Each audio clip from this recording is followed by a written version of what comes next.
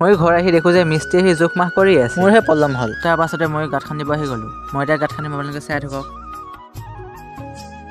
তাৰ পাছতে আকৌ নাৰিকল পাৰিব আহি গ'লোঁ। মানে প্ৰসাদত নাৰিকলটো দিব লাগিব। মিস্ত্ৰীক দিয়া বস্তুবোৰ সজাই থৈছে। তাৰ পাছতে আকৌ আইতাই নেবুদৰ বস্তুবোৰ মানে সজাই আছে। নিয়ম নীতিবোৰতো কৰিবই লাগিব। এইটোৱে হৈছে খুটাটো। চাওকচোন তাত ৰঙা কাপোৰৰ ধেনু এখন দিছে। তাৰ পাছতে এজন দুজনকৈ মানুহবোৰো আহিলে। তাৰপিছত মানুহবোৰকো বহিব দিলোঁ। তাৰ পাছতে দেউতাই আকৌ মছলা মাৰিব গৈছে। আইতাই পূজা কৰাত লাগে। মানে প্ৰসাদ গোঁসাই ঘৰত আগবঢ়োৱা নাই, কাৰণ ঘৰৰ খুটা পুতিছে যেতিয়া খুটাটোৰ লগতেতো কৰিব লাগিব চব ন।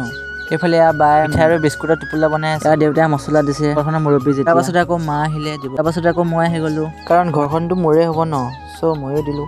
তাৰ পাছতে আকৌ আহি গ'ল ভাগিনটো, সিও দিলে। আমাৰ মিস্ত্ৰী দাদাজনে কিন্তু বহুত হাঁহি আছে দেই। ভাগিনটোৰ পাছতে আহিলে আকৌ বায়ো দিব বোলে। তাৰ পাছতে আকৌ আহিলে আইতাইও দিলেহি মছলা। পাছতে আমাৰ সকলোৰে মৰমৰ কেঁচা কলিও আহিলে, তাইও বোলে দিয়ে। সকলোৱে দি হোৱাৰ পিছত এতিয়া দেউতাই গোটেইবোৰ দি দিলে। এয়া আমাৰ মিস্ত্ৰী দাদাই ধুনীয়াকৈ গুজি কৰি দিছে। তাৰপাছত এইখিনি কাম ইয়াতে সমাপ্ত হ'ল।